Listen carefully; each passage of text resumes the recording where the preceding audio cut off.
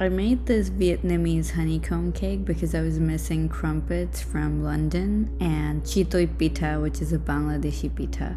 This is spongy, aerated. You can see the texture is very unique and represents a honeycomb texture, which is why it's called Vietnamese honeycomb cake.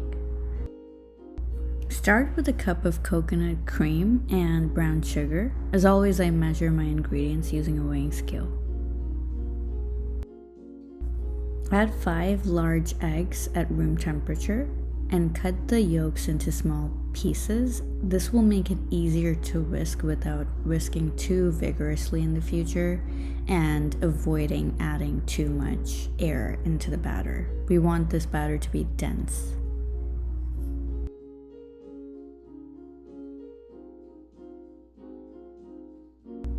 Sift the tapioca starch and the rice flour together.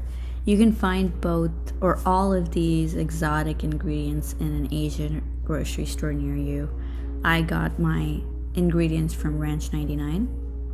There's also cream of tartar in this recipe, and you can get that in Safeway or any American grocery stores.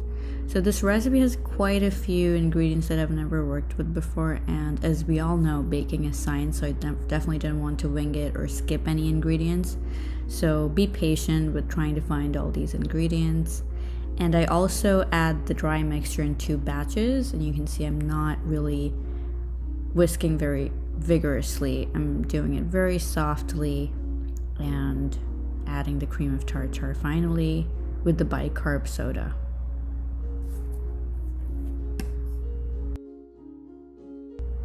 So now I'm greasing the cake tin. It's a 9-inch square. You can also use a round one, totally fine. But I'll put this in the oven to heat up a little bit before the batter is poured.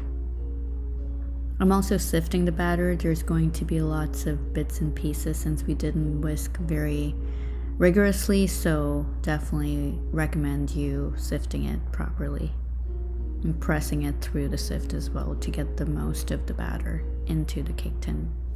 I also noticed I don't know the difference between the words rigorous and vigorous.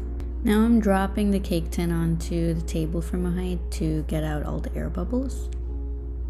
After 45 minutes of baking, I'm cooling it upside down on this setup that I made, and this really allows the cake to cool from all sides.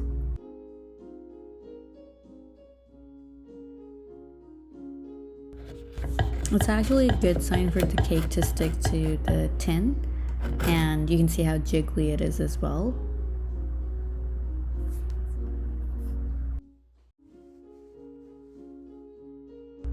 And then when I cut into it, this beautiful honeycomb texture is exposed. So the texture came out perfectly squishy, spongy, just like a crumpet or a chitoi pitha.